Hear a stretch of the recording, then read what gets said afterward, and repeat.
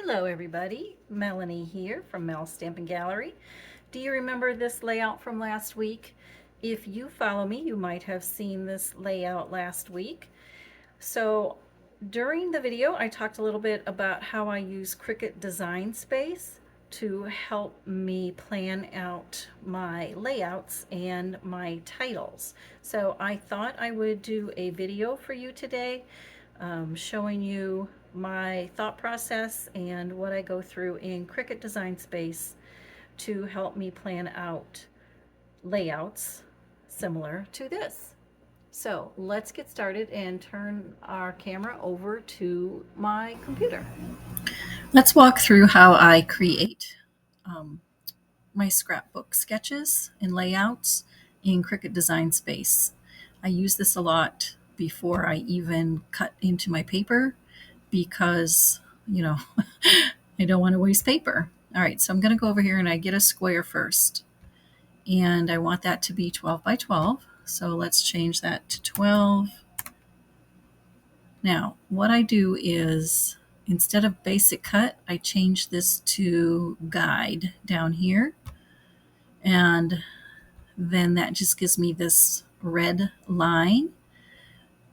And then that gives me a guide so I know how to place all my images.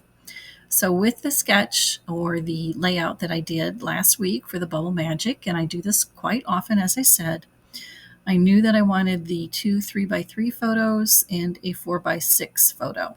So we'll go over here and get a square once again. And then what we will have to do is hit this unlock because it's not a square. I want it to be a rectangle.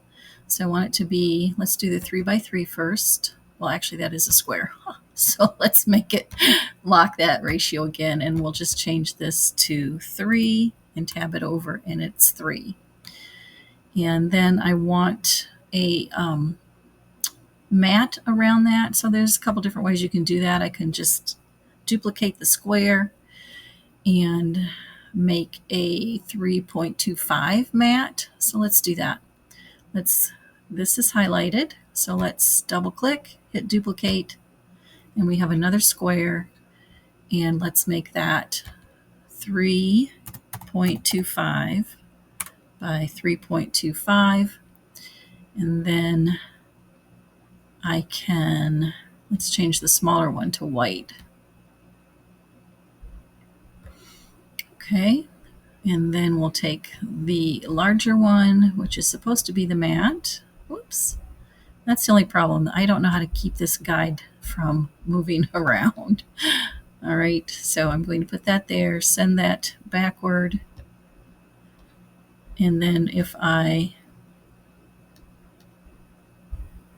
going to hide my square just for now. If I select both of those and go up here to align and center them, they will be in the right position. And then I will group them together so they stay together if I move them around. All right, then I can duplicate them. Again, highlight both of them, double click, hit duplicate.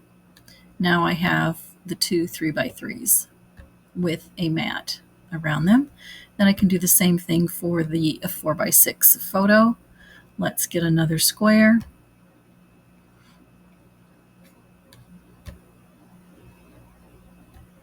And make that, now this time I will hit the lock button, and I want it to be 6 actually by 4. Okay, and we will change that to white.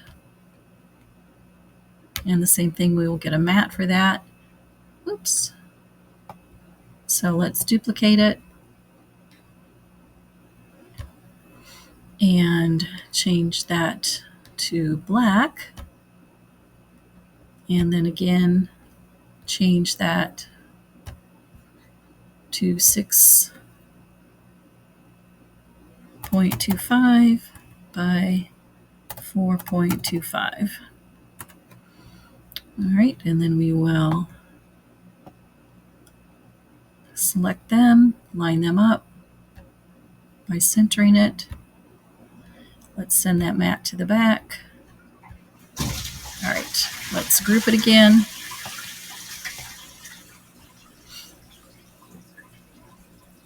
All right, so now I've got my 3 mats, and I'm looking over here. I think I just did an offset because I do have a smaller mat on those, but of course it's personal preference. And when I go to cut, I don't really cut those out. It's just, I'm just using it for guidance, actually. Oops. Now I have my red guidelines. I brought those back in just so I could see the placement and see if that all works. And so far, so good. To make the title, I just opened up text boxes, and it comes in kind of small, but then you just type, because it does have that blue box around it, I can type what I want in there. Let's see, and I want it bubble to be all in caps. All right, and magic.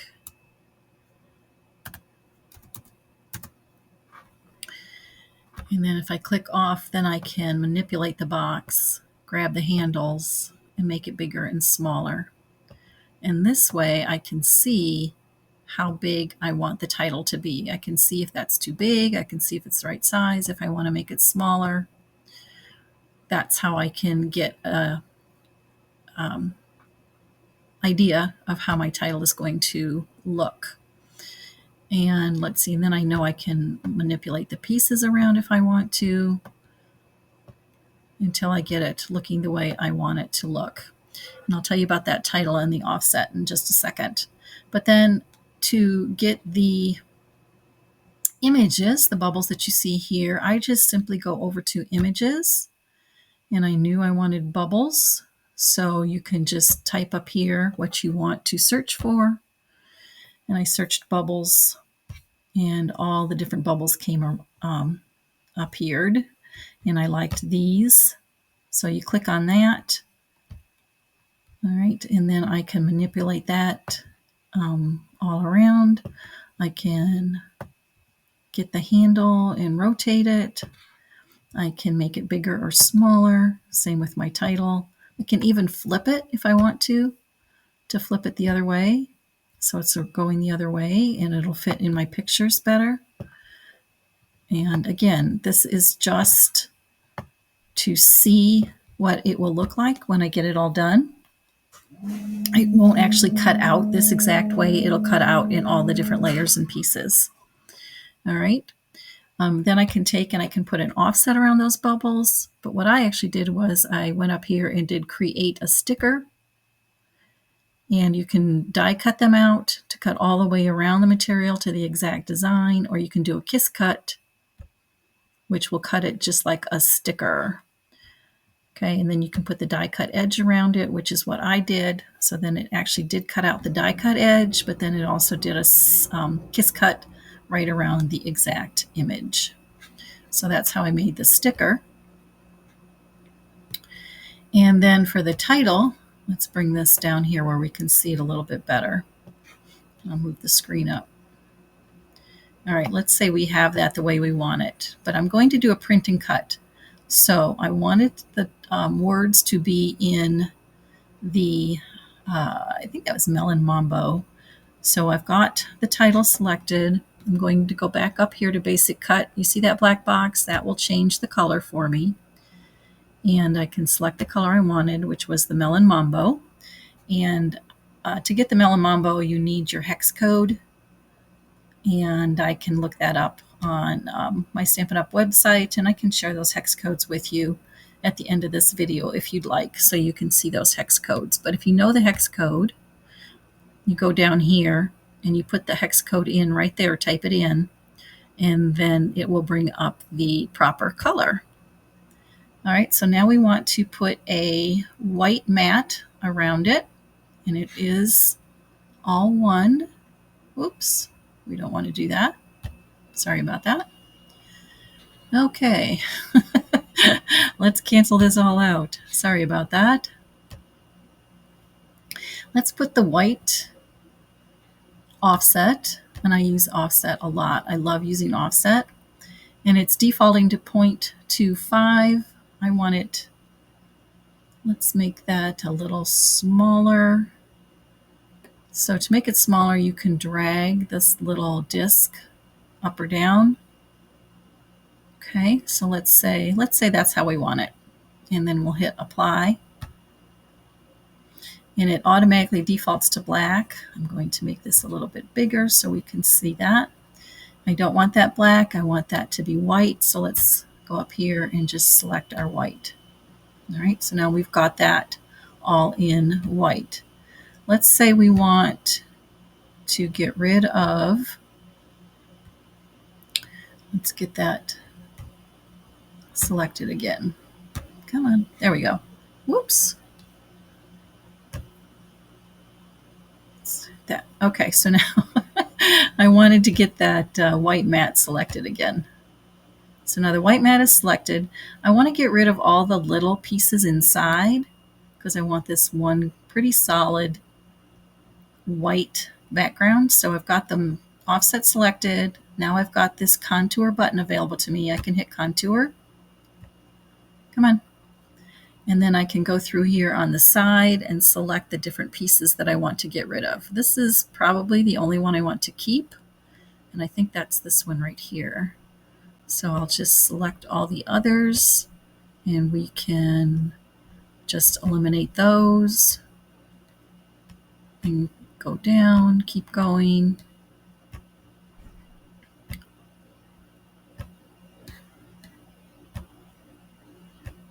And you can see them all disappearing. I think there's one more teeny tiny one. Okay, so those are all selected. Now I go back here and you can see I've got all the contours hidden except for this big one, and I do like that big one. All right, so now I just want to kind of group that together so it stays. And now I want to put one more mat around it, and I think I did a black mat around that. Yes, I did. Okay, so let's put one more mat around that one. And so we'll go up here to offset again. And this time I want that to be a little bit smaller. So let's go to 0.02 is usually what I like to do. Let's see if that, I'll just going to hit tab before I hit apply. And that gives me a thin black border around the whole thing, which is what I like. I could make it a little bit bigger. Let's see what it looks like if I make it 0.03. And that'll make it a little bit bigger. So let's hit apply. And it gives me a nice black border around it, which will really help it pop off the page. Now, you can cut this out this way, and it would cut into 3 different layers. You would have your text, you would have the, well, I grouped that, but it will still cut out separately. You will have the black offset, you will have the white offset, and you will have each one of those letters would cut out. But if you wanted to save a little bit of time, all right, and do a print and cut, you can do that simply by grouping that or selecting all 3 layers, going over here to flatten. And then that will flatten it all into one solid image. So now if I go to make, it will print it out in one solid image. This is the leftovers. I have 2 because these are the leftover pieces from what I already have on my mat. So that's why there's 2 of those showing. All right, so let's cancel this. And then let's zoom out so we can see that. Got that selected. And then if I put that up there, I can see that that is going to look like the right size. Okay. Now that all the pieces and parts are done, I can go through and I can search for more bubbles, and I can add these different bubble pieces if I wanted to. There's some that were singles. And again, these do not cut out in the order that you see it here. It cuts it out all in different layers. These bubbles that I'm placing here are I just do this all for visual reference. So I have kind of my own sketchbook guide as you kind of like it's just a guide. So I know that, and it's a reference. I'm making my own reference picture here because when I go to the Make It over here, like I showed you before, it comes up in the different mats that you will be using to cut. All right, so this one has the two shapes because I did not hide that title or that magnifying glass or these other bubbles. So it has more than I need right now, but you see what I mean. So it comes out in different mats than you use. Go back and I keep this up then on my screen, like I said, as a reference for placement for my title and my pictures and the different embellishments. So there you have it. That's how I used Cricut Design Space to help me plan out this layout. Like I said, I really like using Cricut Design Space for helping me visualize how big the title is going to be, how big the embellishments are going to be, where the photo is going to go on my layout. So I hope that you found something that you could use in the video. I hope it inspired you. And if it did, don't forget to leave me a comment down below, and don't forget to give it a thumbs up and subscribe to my channel and hit the notification bell so you are notified every time I upload a video. For more crafty inspiration and for more Cricut tutorials, be sure to check the playlist on screen. Thanks. See you next time. Bye.